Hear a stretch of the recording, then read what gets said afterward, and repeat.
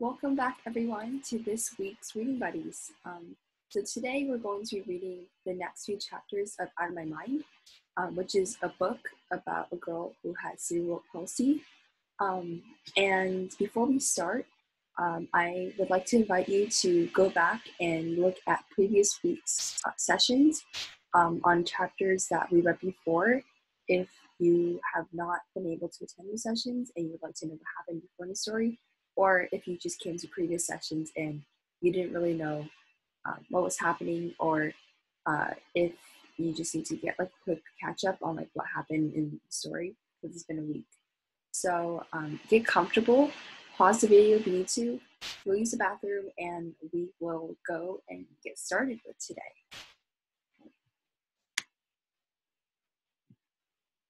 Okay.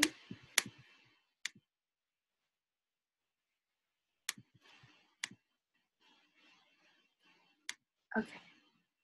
Chapter 4. Doctors. Where do I start? Doctors really don't get me. Mom's a nurse, so I guess she speaks their language, but they sure don't know how to talk to me. I've seen dozens of doctors in my life who all try to analyze me and figure me out.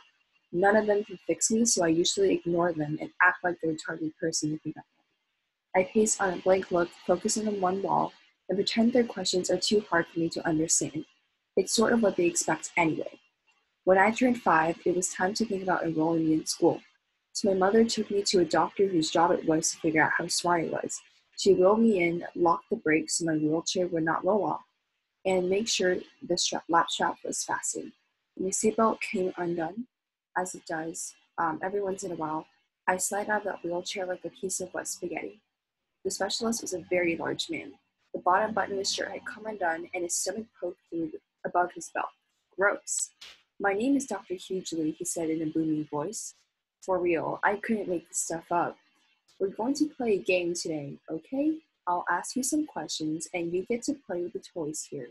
Won't that be fun? I knew it would be a long hour. He brought out a sack of well-used, hopefully not lead-tainted wood blocks, then leaning so close to me I could see the pores in his face. Gross.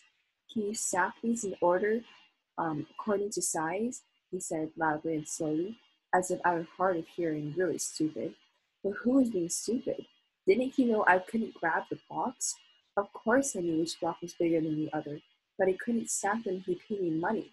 So I just took my arm and shoved them all to the floor. They fell with a wooden clatter. I tried not to laugh as he picked them up. He breathed really hard as he reached for them. Next, he held up a glossy 8x10 cards with different colors painted on each one. Tell me when you see the color blue, Melody, he said in a voice that told me he thought this was all a waste of time. When the blue card showed up, I pointed to make a noise. But, I said. Marvelous, tremendous, stupendous, he shouted. He praised me like I had just passed the test to get into college. If I could have rolled my eyes, I would have. Then he showed me green, so I kicked and made a noise, but my mouth can't make the G sound. The doctor looked disappointed. He scribbled something on his clipboard, pulled out another stack of cards, then said loudly, I'm going to ask you some questions now, Melody. These might be hard, but do your best, okay? I just looked at him and waited while he placed the first set of cards in front of me. Number 1. Which one of these is not like the others? Did he get this stuff from Sesame Street? He showed me pictures of a tomato, a cherry, a round red balloon, and a banana. I know he was probably looking for the balloon as his answer, but that just seemed too easy. So I pointed to a banana because the first three were brown and red, and a banana was not. Dr. Hughley sighed and scribbled more notes. Number 2, he said. Show me 4 more cards. This time there are pictures of a cow, a whale, a camel, and an elephant. Which animal gives birth to a calf? Now, I watch Animal Planet all the time. I know for a fact that all the animals he had pictured there had babies called a calf. I thought doctors were supposed to be smart. What to do? I hit each picture slowly and carefully, then did it once more just to make sure he understood. I don't think he did. I heard him mumble cow as he wrote more notes. It was clear he was giving up on me. I noticed a copy of Goodnight Moon on his bookshelf. I think it was written in Spanish. It was called Buenas noches, Luna. That would have been fun to look at, but I had no way of telling him I'd like to see the book. After watching Sesame Street and Dora the Explorer a million times and sitting for hours watching Spanish channels, I could understand quite a bit of Spanish if it was spoken slowly enough and at least enough words to read the title of that book.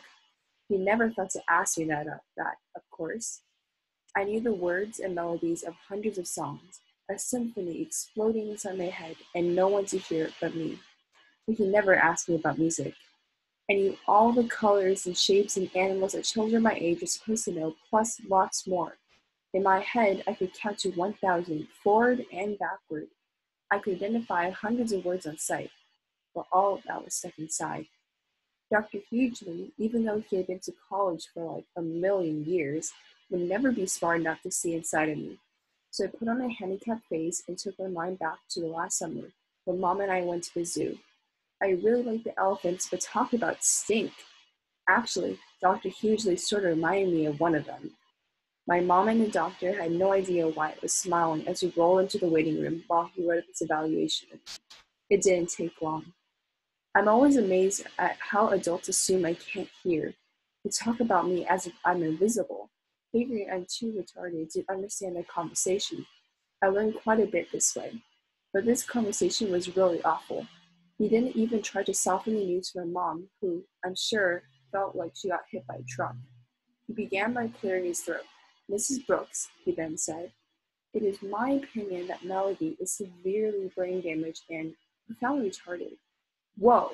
Even though I was only 5, I had watched enough Easter Seals telethons to know this was bad. Really bad. I felt a thud in my gut. My mom gasped and then said nothing for a full minute. Finally, she took a deep breath and protested quietly.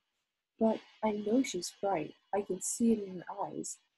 You love her. It's only normal to have wishful thinking, Dr. Hughley told her gently. No, she has a spark. More than that, a flame of real intelligence. I just know it, my mother insisted, sounding a little stronger. It takes time to accept the limitations of a beloved child. She has cerebral palsy, Mrs. Brooks. I know the name of her condition, doctor, my mother said with ice in her voice, but a person is so much more than the name of a diagnosis on a chart. Good try, Mom, I was thinking, but already her voice was losing its edge, melting into the mushiness of helplessness. She laughs at jokes, my mother told him, the ice in her voice replaced by desperation. Right at the punchline, Mom's voice faded. What she was saying sounded ridiculous, even to me, but I could see she just couldn't find the right words to explain her gut feeling that I had some smart stuff in there.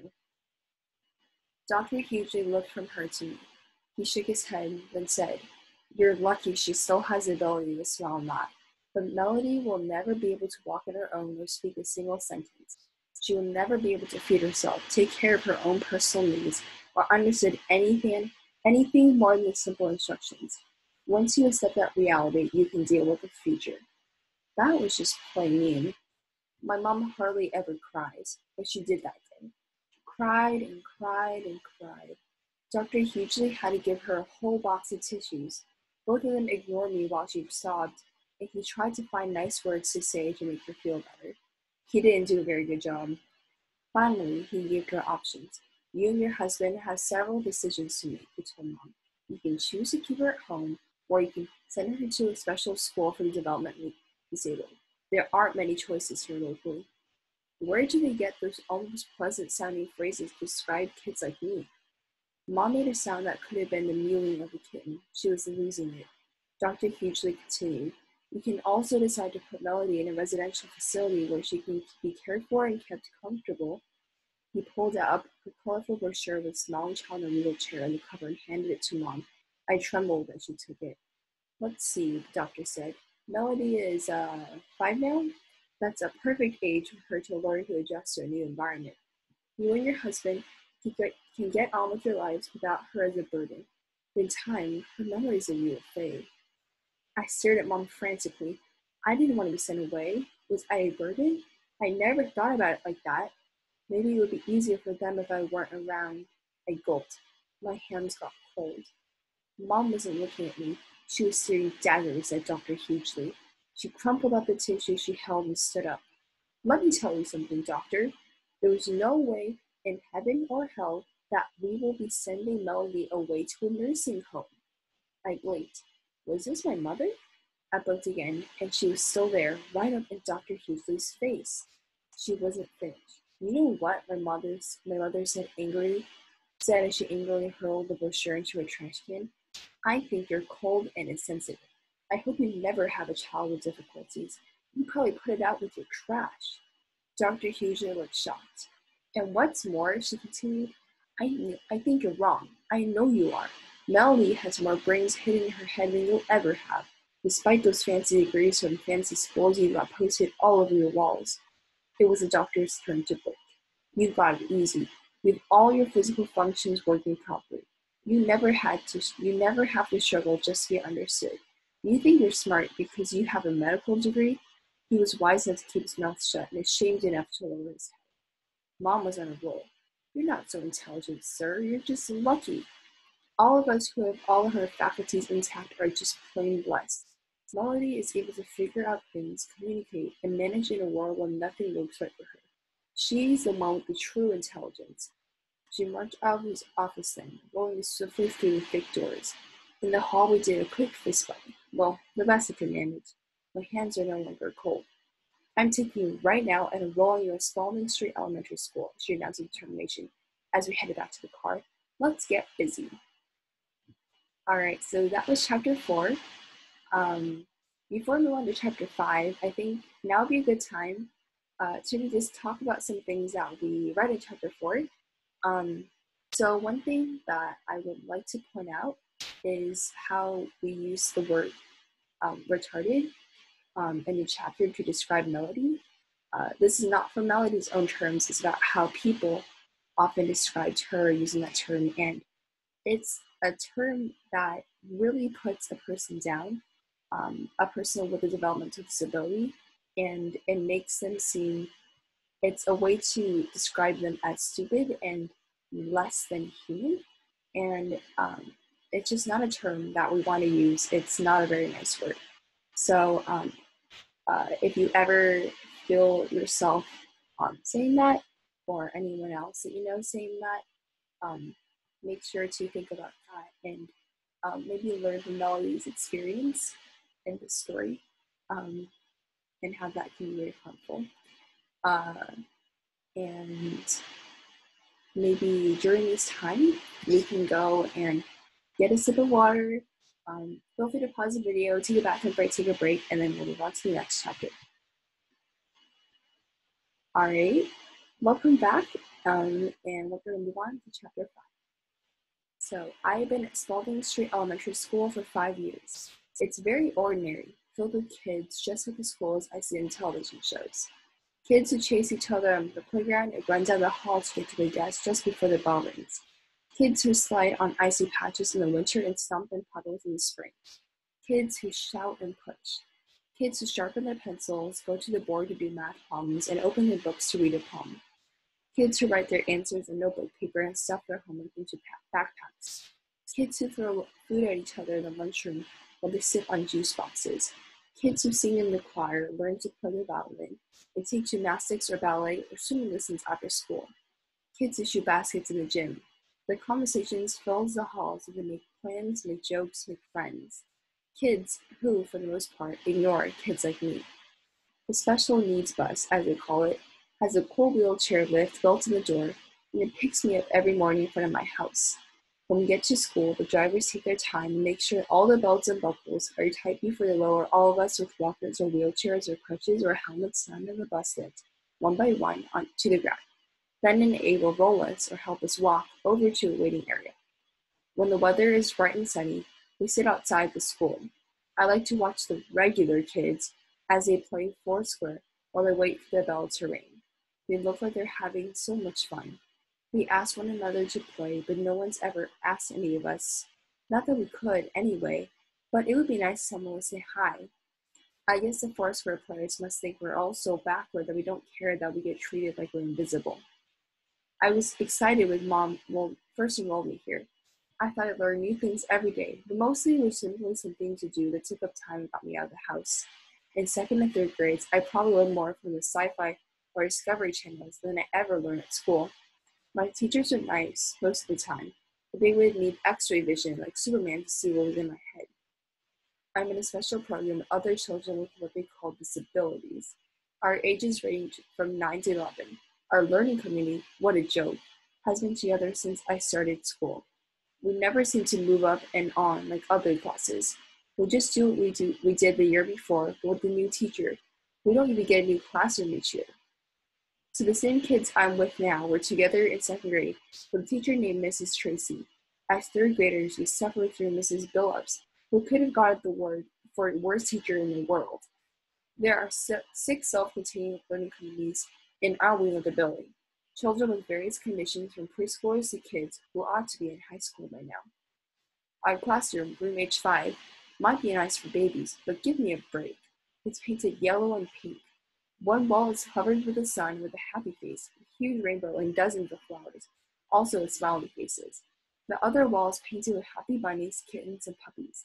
Bluebirds fly all over the sky with perfect white clouds. Even the birds are smiling. I'm almost 11 years old, and if I had to look at puppies in paradise for just one more day, I think I'll puke. Ashley is the youngest in our group. Actually does puke quite a bit. She's 9, but she could pass for 3. She has the smallest wheelchair I've ever seen. She's a fashion model.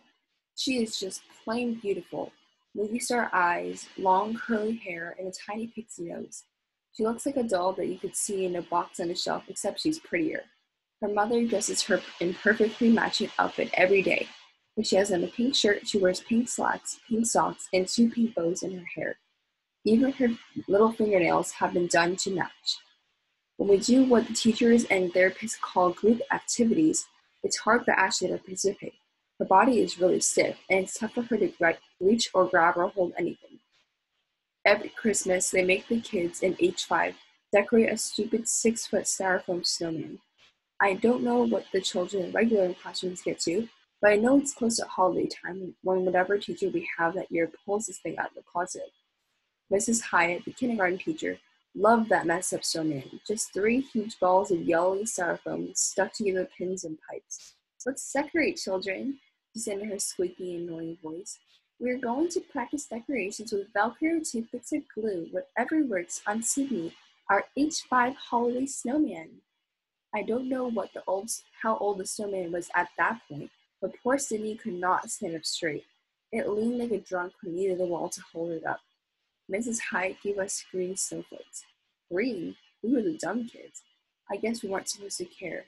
Brown garland, stars in purple and pink. Do you like the snowman, Ashley? Mrs. Hyde asked her. It's almost impossible for Ashley to communicate because her body is so tight. Her talking board has just 2 words on it, yes and no. She turned her head slightly to the left for no. I bet she wished she could knock her thing down. Compared to Ashley, Carl is huge. Even though he's just 9, he's got a special wheelchair that's extra wide, and it takes 2 aides to lift him in and out of it. Please feel with his hands. He can move his own chair, and he can hold a pencil well enough to write his name, and stab a snowman. Carl sticks pencils and rollers into the snowman's torso and into its head. Mrs. Hyatt used to clap her hands and say in her squeaky little voice, "Good job, Carl, so very creative." Carl would just laugh. He can talk, but only in very short sentences that usually have 2 parts. He has very strong opinions. Snowman is dumb, he yelled. Very, very dumb. I think he hates the snowman as much as I do. One year he pinned a diaper on the back and another in the front, on the front of the bottom third of the snowman. The teacher let them stay. Carl loves diapers. When he poops in his pants, which is almost every day, the whole room smells like the monkey house at the zoo. The aides are so patient with him, though. They snap on their rubber gloves, clean him up, change his clothes. He always wears sweats, and sit him back in the chair. Those aides deserve medals. We're not an easy bunch.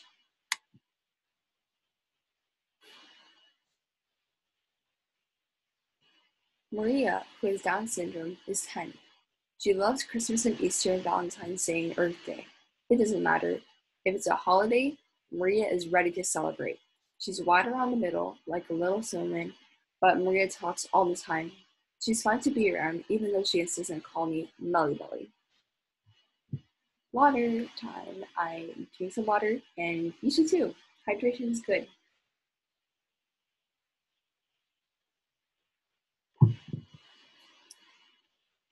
Okay. Every year when it's time to bring out the ancient snowman, Maria jumps and cheers with real excitement. I'm pretty sure she's the only kid in our class who truly likes it. It's time for Sydney the snowman, she gasped. Can I put his hat on? Please, please? Can I give him my red scarf? Sydney will love my red scarf. Mrs. Hyde and every teacher after her always let Maria take charge of the green paper cutout candy canes and the purple striped stars cut from wrapping paper. Maria kisses each decoration before attaching with Velcro to the snowman. She hugs Sydney each afternoon before she gets home, and she cries when it's time to put Sydney away each year. Even though she has trouble figuring out the complicated stuff, Maria understands people and how they feel.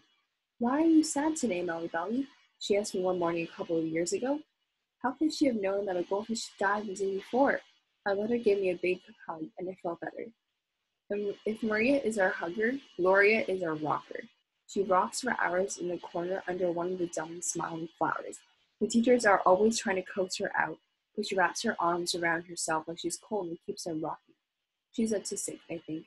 She can walk perfectly well, and she talks when she has something to say.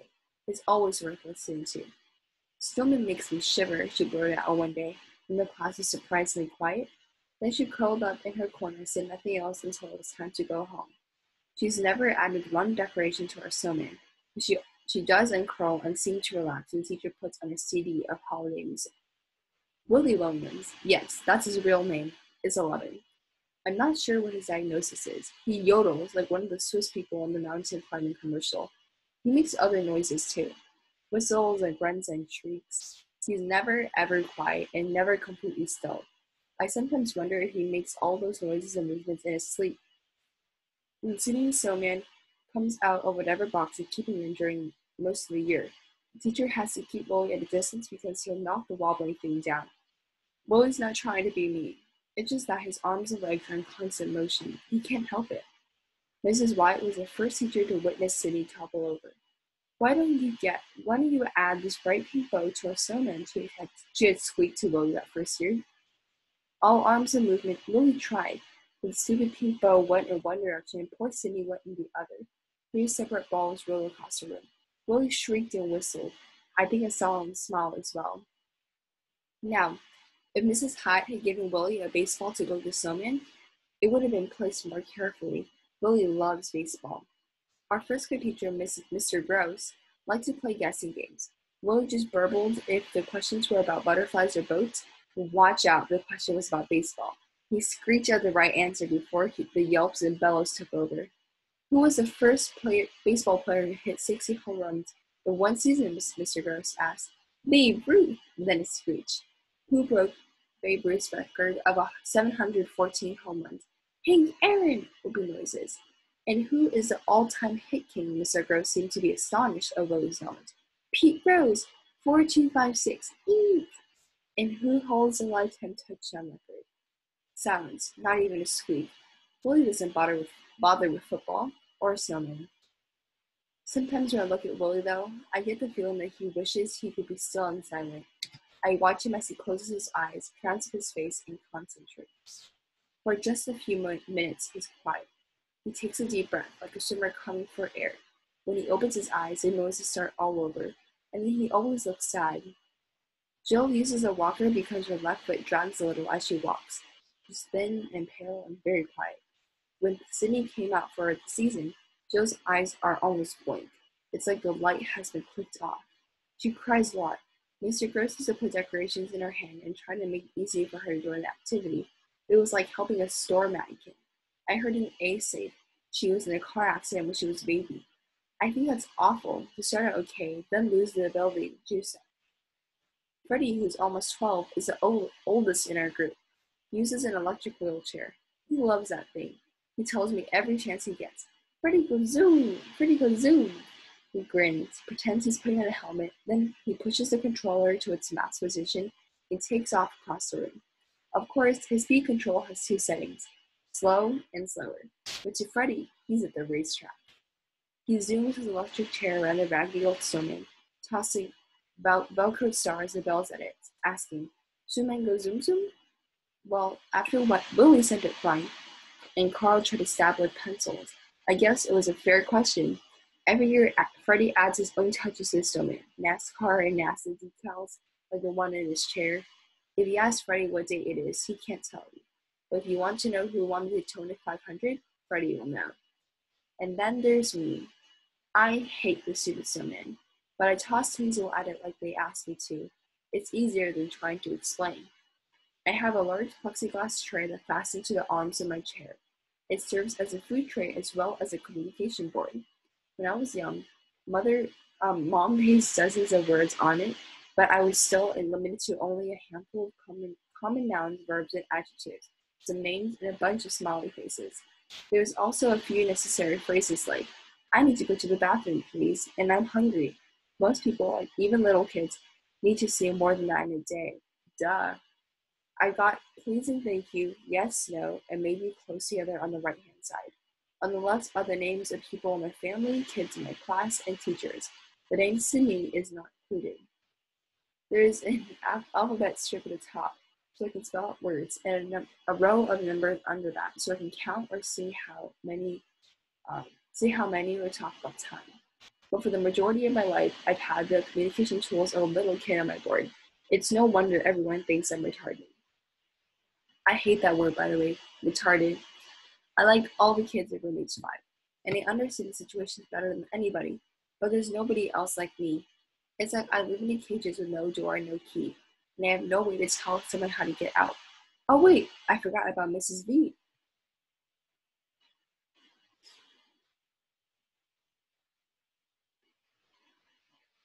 Hydration. So unfortunately, that is all the time we have for today.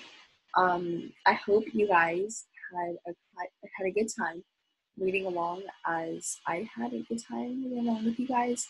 And I guess if you guys aren't aware, we are having live sessions on every Saturday for younger kids, which is from ages 3 to 6, from 2:30 to 3. And then also a session for older kids, which is you guys, from I think ages 7 to 12. And that is 11:30 to 12. So if you guys are interested in doing that instead of just watching these pre-recorded sessions, feel free to email us at, I believe it's readingbuddies@gmail.com, and we'll get back to you about that. So have a great day, you guys. Thank you for tuning in today, and we'll see you next week. All right.